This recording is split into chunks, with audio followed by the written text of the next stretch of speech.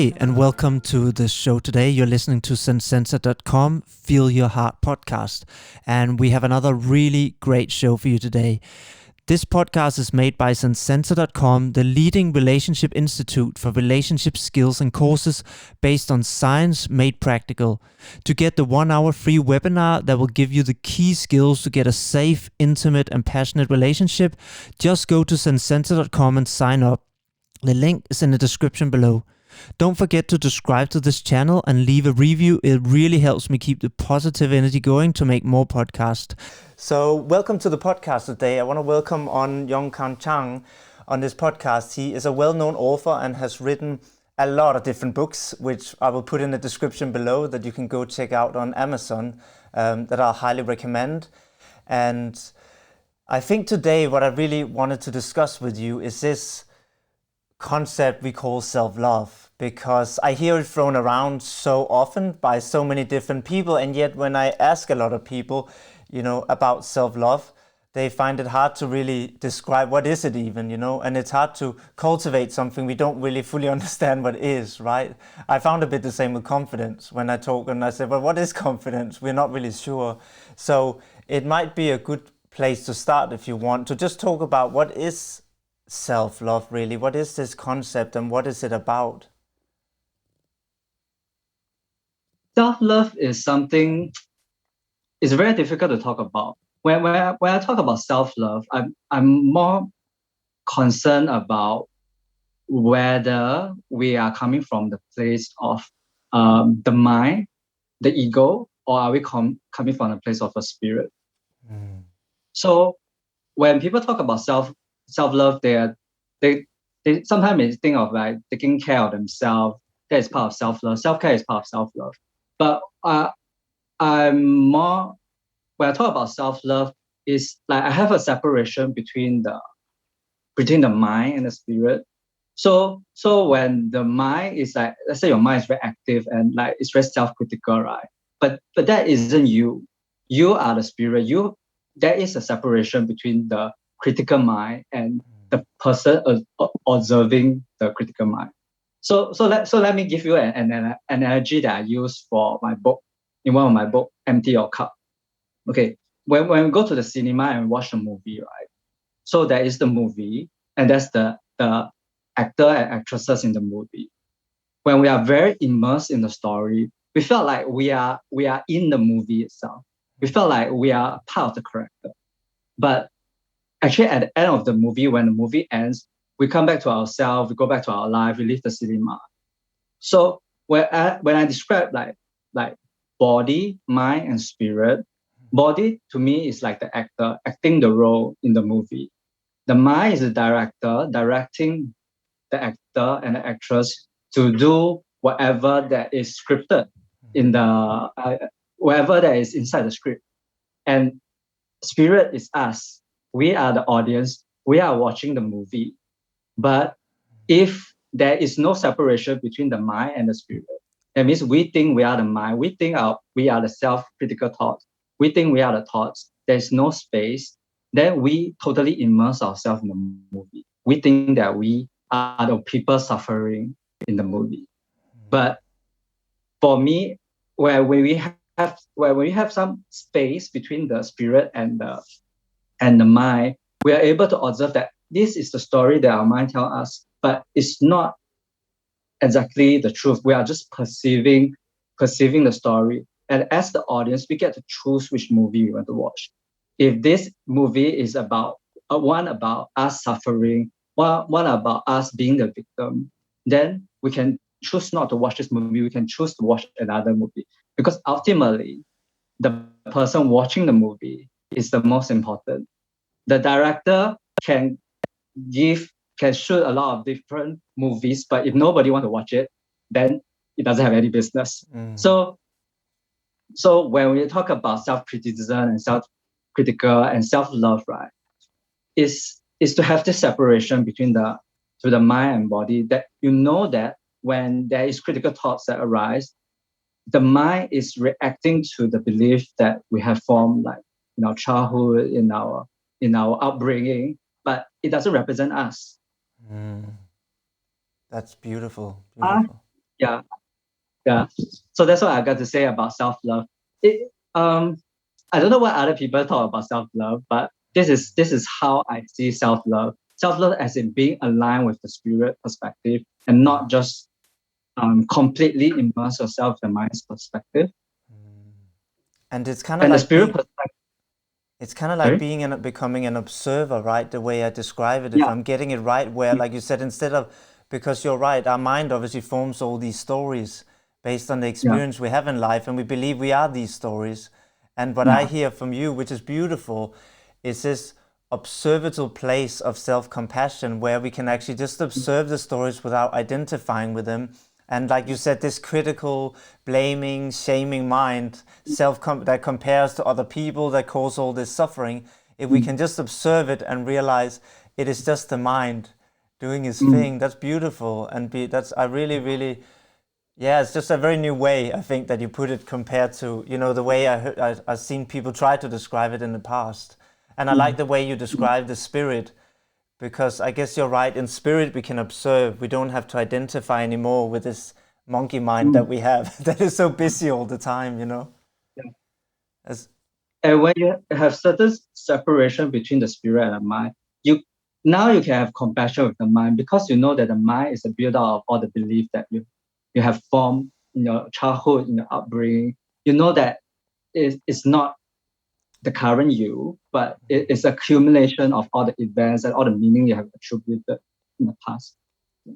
I love that. And it kind of brings me straight on. This leads perfectly into the next one, which was, how can we cultivate self-love? And I think you started that already, because I guess Yeah, if I'm hearing you right, the first step is to even become aware. The yeah, awareness that we are not this story, right?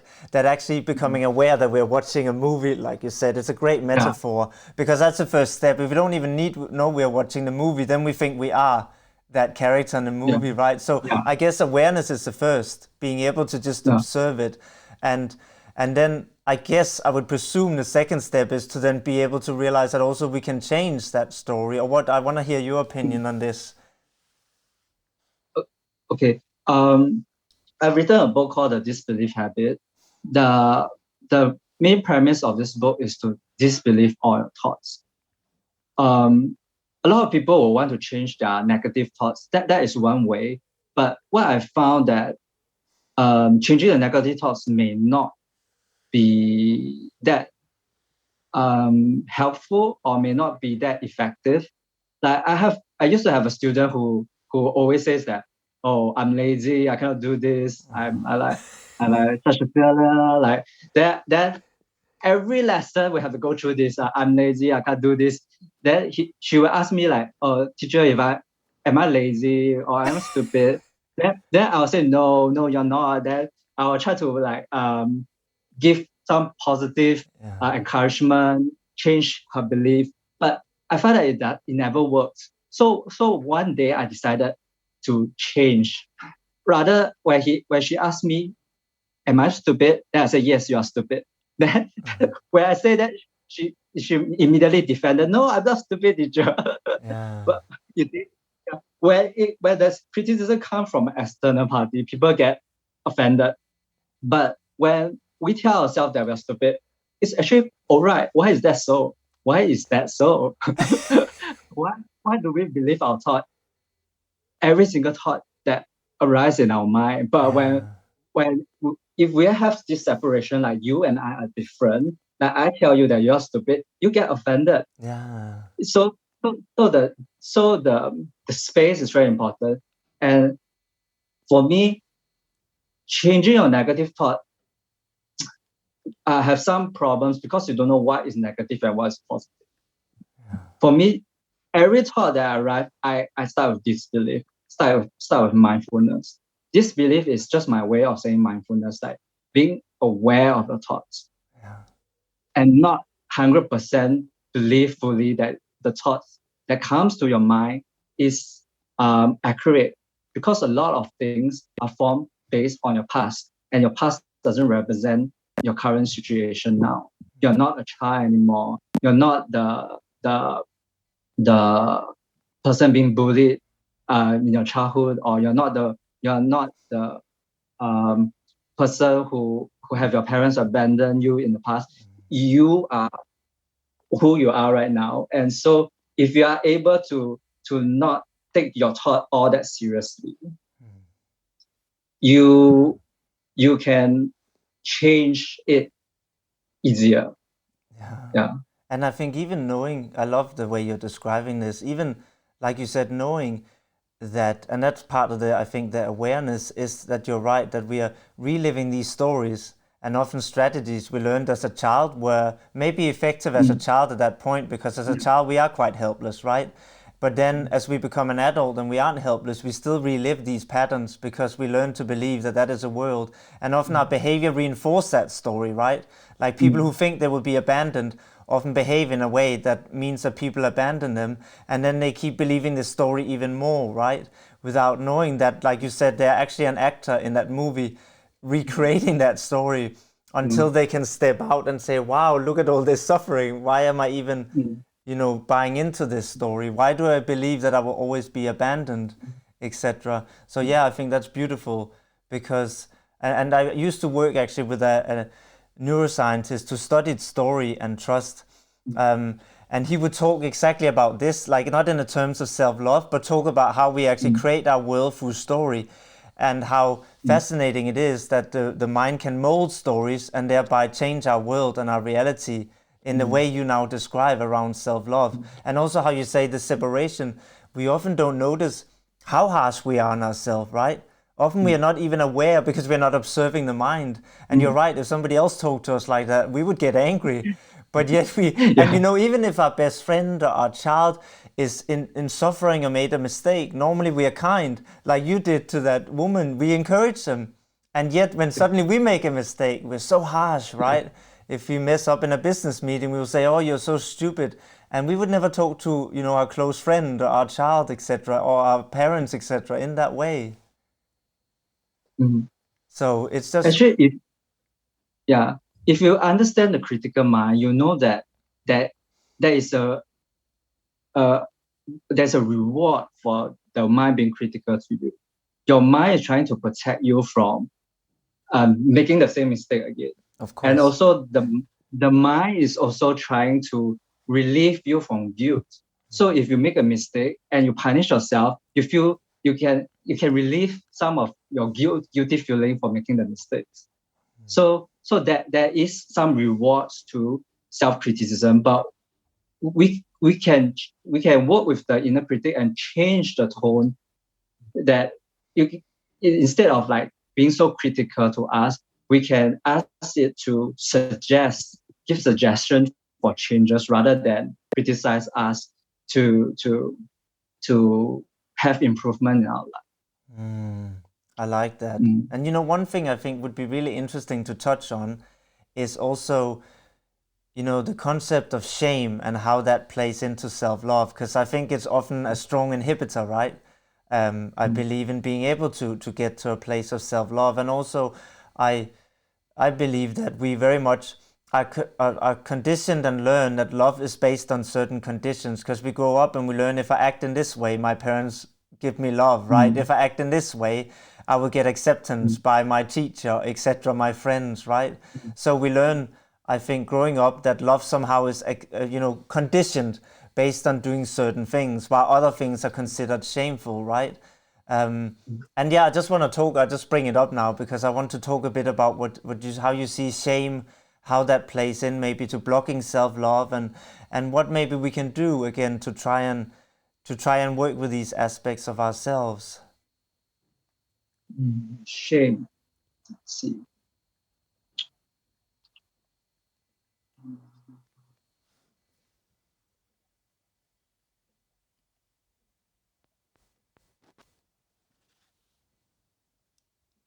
Shame. The feeling of shame comes from a certain belief that you have about yourself. So your self-perception, if you feel that you're not good enough, then like I just say, if you give yourself positive thought, you wouldn't believe it, because if you think that you're not good enough, no matter how well you say you are doing, how good you are, you'll never believe it because your belief system is this. So shame requires you to change your belief system about yourself, your self-perception. Because people with a low self-esteem, it's not about how good or how well they perform or how good they are in terms of physical appearance or whatever. It's the perception of yourself that matters. So if your perception is in a negative manner, then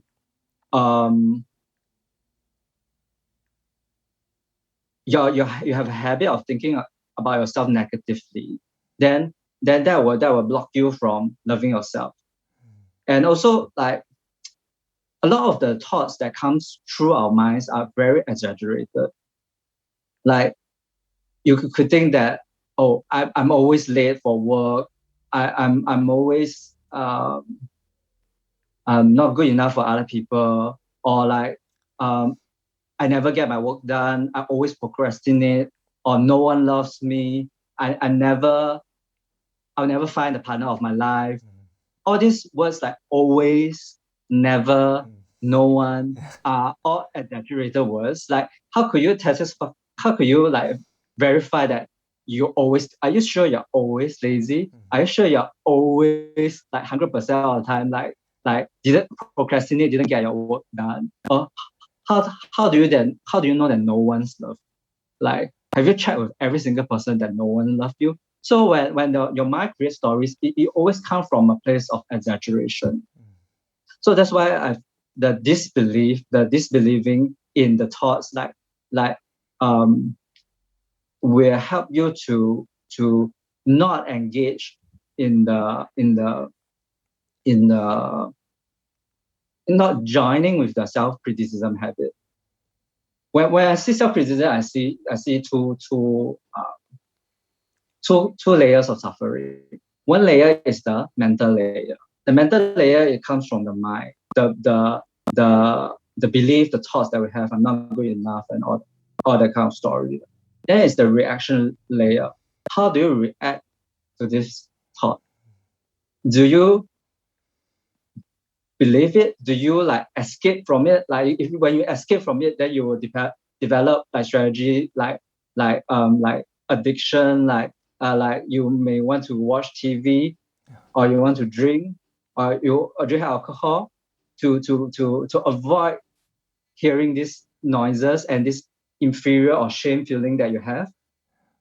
Or are you someone who joins with the self-criticism? You worry about it. What if other people don't like me? What if you ruminate about the with the self-critical thought? Or are you someone with like become self-pity? You believe everything that your critical mind says. You believe everything that inner critic says, and you wallow in self-pity. You cry. You feel hurt. You take things personally. Or are you a person who fight? Like, you're angry with your own critical thought. Like, I shouldn't have this kind of thoughts. Like, your reaction matters, because your mind can have critical thoughts, but you can don't react to the critical thought. You can just take a breath, observe the critical thought, and just drop it. Like, that is like an alternate way of reacting. So when you stop the reactive layer, all that's left is just the mental layer, the critical thought. Beautiful. And I think it's like what we talked about in the beginning. It's like you mentioned, it's also challenging those thoughts. When we say always, never, to challenge them and say, how do I actually know this to be true? So, because you're right, because it dramatize and exaggerate. So we do need to challenge the mind and not just, like you said, accept it at its face value, and we believe whatever this mind show us, that is reality. But no, it's a reality. And it's really interesting. I read this book called The Brain, which describes what you're describing here so beautifully, which is how we don't see the world as it is. We see it how the mind has filtered it. And, he even described the fact that, we see color in the world, but he said the color without your mind, or the world without your mind, the external world has no color. It's when different wavelengths reach your eyes and is interpreted by your brain, then we see color. Same with sound. Sound is just vibrations, like if it's in pure form, right? but our brain makes this out of it, that makes it into sound, so we can. And once we understand, like you said, that the mind is creating this, then we also understand we don't have to accept that as reality. It's just a perception we have, and that's beautiful. I love that. And also, I think back to what we talked about before around shame, and I think this idea that there's certain things we have to do to be loved, this idea of perfection, which I think exists a lot, whether it's we have to do good at work or we have to find a love partner. And I think there's often this idea that I'm only lovable once I found that partner, or I'm only lovable once I done really well in my job, right? That we feel we have to do certain things, and therefore it's not okay to not have those things, even though of course it is. It's beautiful. We don't have to have a life partner to be very, very lovable, or have a high, well-paid job. But I think there's a lot of these conditioning, don't you think, around this idea that we have to be perfect before we can achieve and be lovable. Yeah. I think what the mind is, if you start with the basis, the belief that I'm not good enough, then you will want to become lovable. This is your desire. Then the mind will give you certain tasks to reach this desire. Like you have to seek affirmation with your friends and family. You have to do this first, do this first, do this first, make a certain amount of money before you are lovable. So the mind is giving you obstacles to become lovable when you are just lovable by yourself at this moment. Yeah, the mind really overcomplicates it, huh?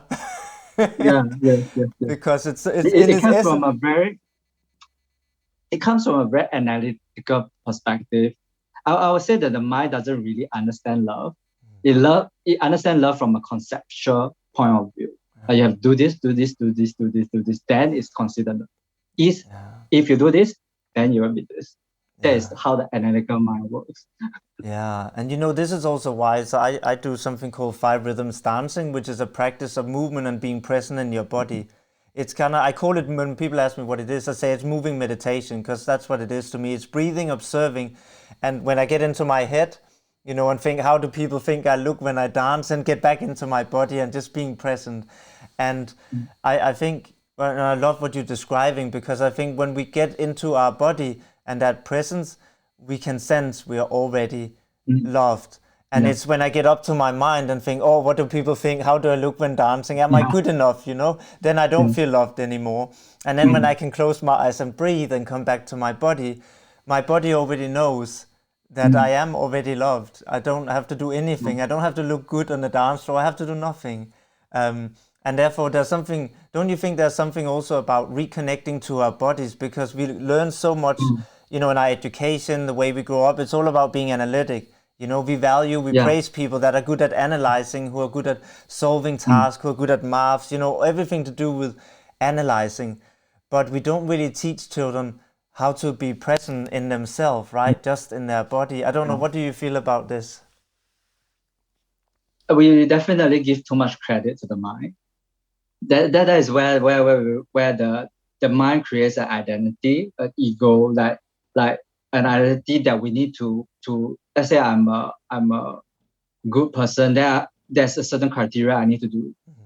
So the mind is always analyzing, but of course the mind is useful in many ways. But when it comes to feeling love and like being in the body and being in the perspective of spirit, that will help you feel more connected to not just yourself but to the nature, to the world also.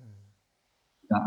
So definitely the body is a good anchor to get away from the mind. So meditation or some mindfulness exercise or practice, right? They always ask you to like notice your breath. So inhale, exhale. So when you notice your breath, it takes the attention away from the mind, because most of us are putting too much attention on the mind. What am I going to do next? What am I going to do next? we are always like mind focused. So having an anchor like your body, like doing dancing or like just paying attention to how your feet feels touching the ground right now. Yeah. That changes everything. It's very difficult for you to focus on your mind and also focus on the feet touching the ground. So when you focus on the feet touching the ground, then your attention will just shift from mind to the body, and your whole body will just relax, and you feel more connected to love, more connected to yourself, and that is how simple self-love can be. It doesn't have to be complicated. Yeah. And I think that's probably why people like dancing, because it brings them into that space again, right? The movement where it can take you out of this constant chatterbox of the mind that is so critical, and just brings. And I had an experience of that actually once. I did a workshop and dance for, I think, was it 6 hours? And because the movement and exhaustion, your thoughts suddenly start going quiet, because when you get so tired, right? And it was so beautiful when suddenly, like, I think for one of the first time in my life, my mind just went quiet, and it was such a relief, and all I could feel was my body, and there was literally nothing I had to do. And in that moment, I think it's the first time I felt love for everyone, including myself, because my thoughts were just quiet. And I think it was partly, like I said, just exhaustion for having moved my body that long. But it was very interesting to notice that once that could be quiet down, then there is this space where there is nothing we have to do. There's no ideal of being perfect. You just know already that I am loved, and all these beautiful beings, and all we're trying to do in this physical existence is we're all trying to feel safe, and we use different strategies that we learned, right, to try and get that sense of physical safety. And even as I felt my body almost dissolving because I got so tired, I also sensed that fear went away, and I think that's why I could feel this sense of love, because I think fear is a manifest of a physical experience, right? It's that we're afraid of this physical body not surviving, and suddenly when we are not attached to this physical body anymore, there's no fear.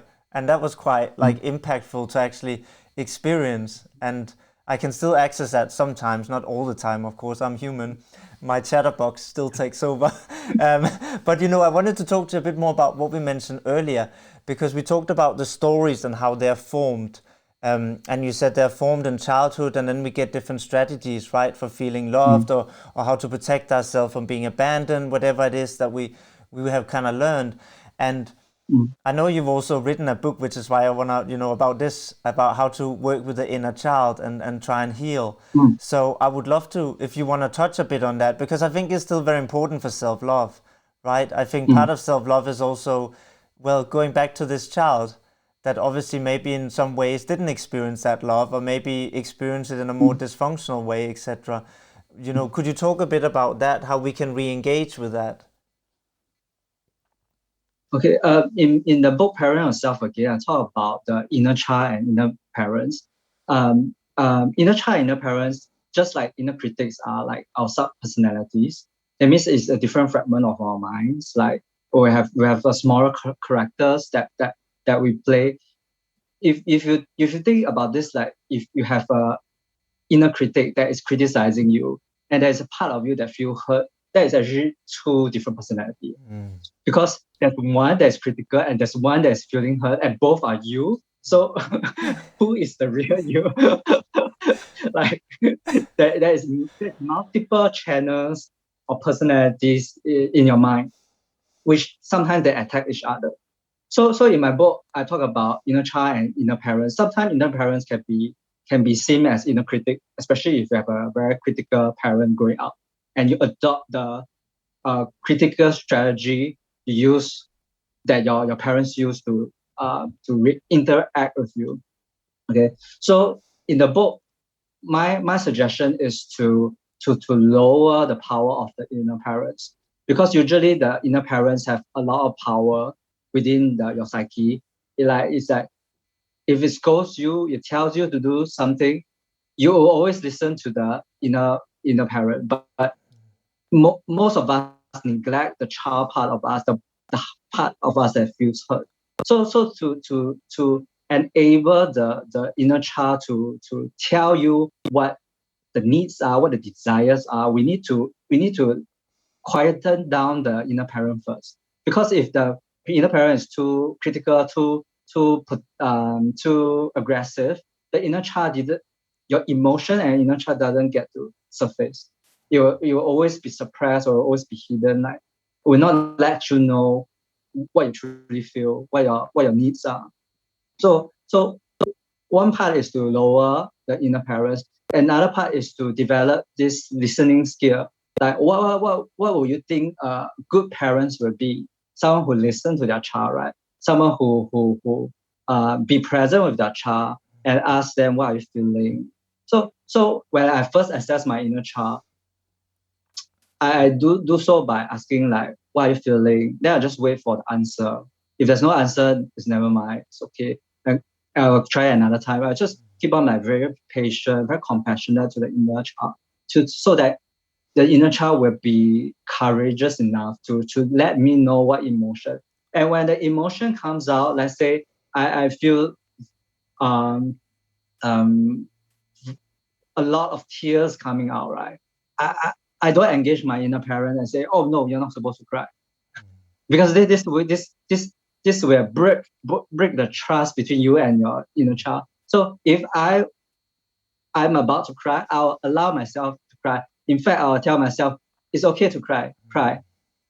I would like to observe the emotion. I would like to know what you're feeling in the child, and and encourage it to show you their emotion. And when you do this often enough, you actually find that um, the inner child surface quite easily,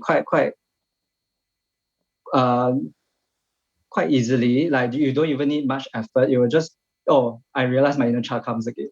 And sometimes you can feel it in your body also. Like sometimes because I'm more intuitive, so I know which part of my body is feeling the pain. So sometimes it a couple of years ago, I feel that the pain is on my right thumb. Then I'll like stroke my right thumb. I say, it's okay, it's okay, it's okay. You can tell me like I'm here for you. All the calming and soothing words that what a good parents will be, you show it to your inner child. This will encourage the inner child to tell more about his story. And of course, when the inner child tell you the story, again, you have to see it in the spirit perspective, in the observer perspective, and not 100% immerse yourself with the story, because then you will become the victim. You want to have some separation also, so that you can have compassion, but not become the inner child. And also what I hear is, parent yourself is actually giving your child, because we all want to be seen and heard, right? It's a fundamental human need. So also what you're describing, when you describe, I really loved how you describe let myself cry, and also with touching, massaging, that this idea that you are actually present with yourself, because that's what we wanted, right? We wanted somebody who could be present and allow us to be seen, which is allowing yourself to cry in that moment, right? Where we don't feel judged. Because somebody asked me what love is, and it's a big question, but I try to summarize it down to, it's a feeling of safety. I think we cannot feel love if we feel fundamentally fearful and unsafe, right? It's feeling safe in our presence, in our body. It is acceptance. It is feeling the acceptance of what we are without having to inhibit ourselves, right? And it's being able to be vulnerable, so showing those parts. And that's so beautiful, because you kind of describe how you do that yourself. You met yourself with no judgment, and instead you encourage yourself with acceptance, right? And saying, let myself cry. So you gave that child what it needed in that moment, which was to be seen and acknowledged.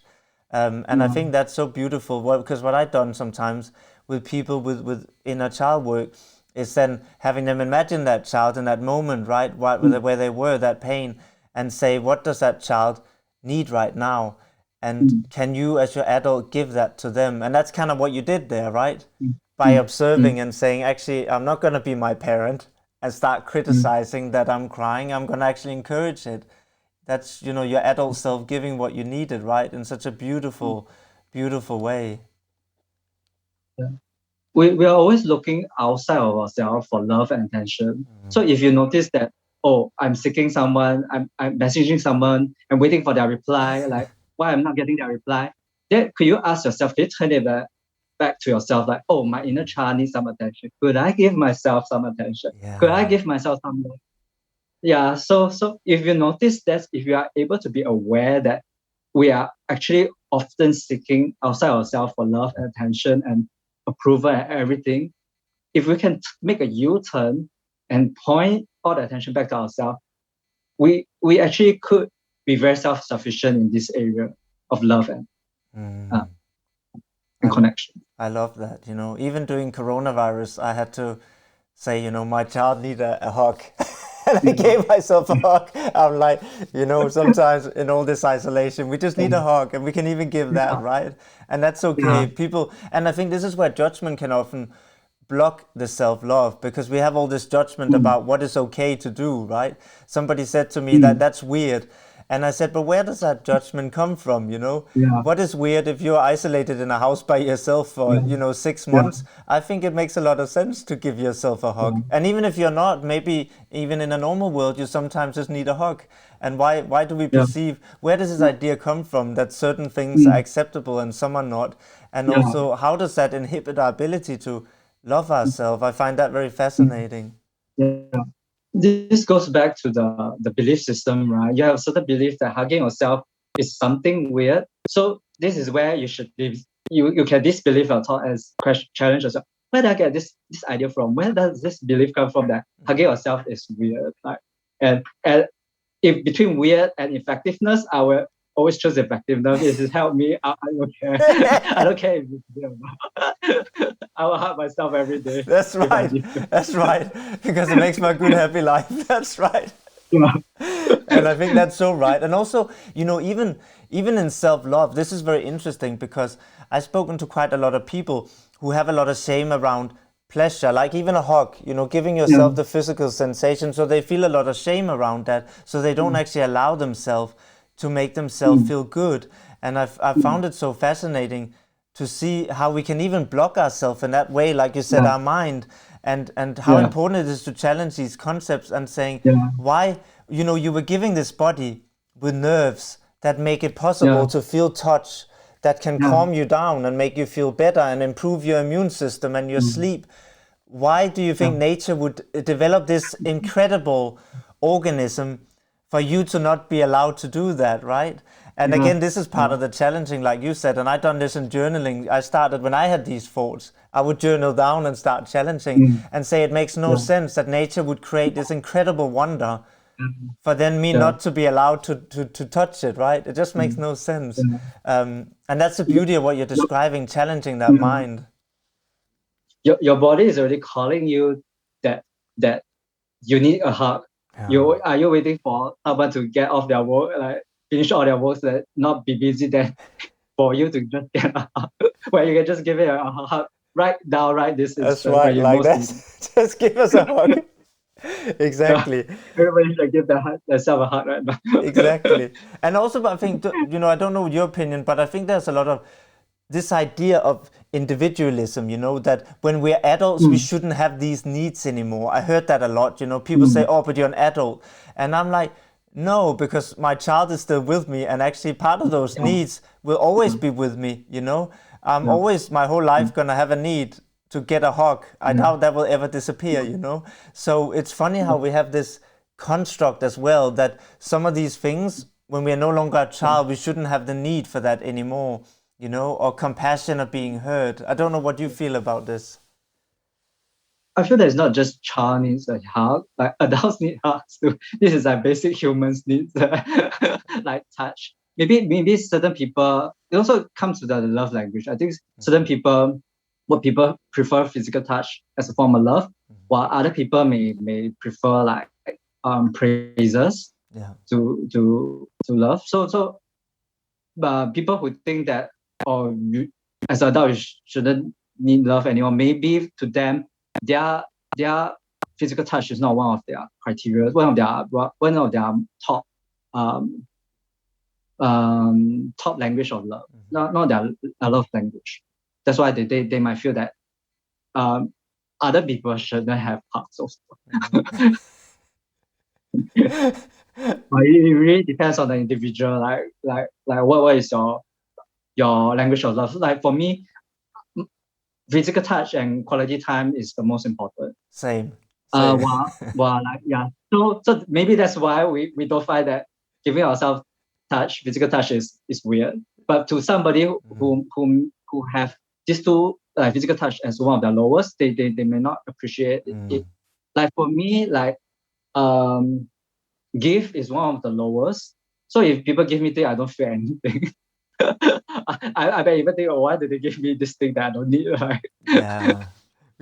So yeah, different people will have different preference. And I think it's a good point you bring up here. Like, this is more about how we show love to others and self-love, but I still think it's an important point, because I think we often give what we want to receive, right? So I think we have a presumption that others are similar to us. That's just the human bias, right? So, and I know this, that when I in the past, when I wanted to show love, I would touch people. I'm a massage therapist. I would give massage, and I realized, like you said, that that's not the love language of everybody else. So it's important to again ask people and understand what made them feel loved. Because you're right, for some they want word of praise. Some people maybe prefer a gift, whatever it is they want. But actually understand the others and not presume. Again, it's a trickery of the mind, isn't it? This presumption that others are like us, and therefore we think if I give what I want, then they will be happy. Our mind have a reality. We create reality. If we think that no one loves us, right? So that's our reality. That we think that we will be able to know what other people is thinking. Like, they definitely don't love me, because in my reality, everybody don't love me. So we view our world with the lens that we carry. Yeah. And we think that everybody thinks the same way as us. Yeah. And I think that's a key point of our talk today, that we have to be aware that we are viewing the world through a lens. It's interesting, because my friend, he works with people who have social anxiety, and he said exactly this. He said, if you speak to a person with social anxiety, then you will see that their mind start interpret signals as rejections that are not at all rejections. It could be somebody turning their head just because somebody else is speaking to them, which is not a rejection, but their mind would interpret as a rejection, feel rejected, and then leave, right? So they create the reality suddenly of being rejected, even when they weren't even rejected. Just like people who have a high fear of being abandoned, they see abandonment if they don't get a text reply in 2 hours, even though it could just be that I was busy at work and didn't have the time to reply. And therefore, I love, the whole idea, I think, behind the concept that you talked about today is this idea that we have to be aware that, we're watching the whole world through this lens, and we should not believe this lens blindly. We can observe it, we can sometimes enjoy it, and sometimes it causes pain, sometimes it causes joy, but just realize that it is just that. I do photography, and I always say, I have a 50mm lens, but that doesn't mean I'm seeing the whole world. I'm just seeing what's in this 50mm lens. But it's been so nice. I really have appreciated talking to you today. And I will obviously link your books that people can find on Amazon. Could you also just maybe tell people where they can find you if they would want to speak more to you, or if they just want to find more about your work, etc.? Okay, they can come to my website. Then they can read some of the blog posts that are written about self-compassion and mindfulness. They can reach my website via this URL address, www.nerdycreator.com. Nerdy as in NERDY, creator as CREATOR. Nice, Nerdy Creator, perfect. So go check that out, and there's a lot of good content. And as I said, I can also really recommend the books. I think this is really beautiful wisdom that can help a lot of people. So thank you so much for coming on and sharing this today. I really appreciate it so much. And don't forget to give ourselves a hug. Give yourself a hug. That's very important. Thank you for inviting me to this podcast too. Thank you so much. Hope to speak to you soon again. I hope you enjoyed the show today. Don't forget to subscribe to this channel and come back for our new weekly podcast. Also, leave a review to keep the positive energy going. That really keeps me motivated to make more of these podcasts. If you want to learn the key skills to a safe, intimate, and passionate relationship, then head over to Zensensa.com and join the free 1-hour webinar. The link is in the description. You'll learn the 4 reasons that relationships break down, how your attachment style may fuel conflict with your partner, and how to break that cycle, why people cheat and the 1 tip that can prevent it, the simple 3-step formula to lasting love. So thank you for joining us today, and I look forward to seeing you next week for another podcast.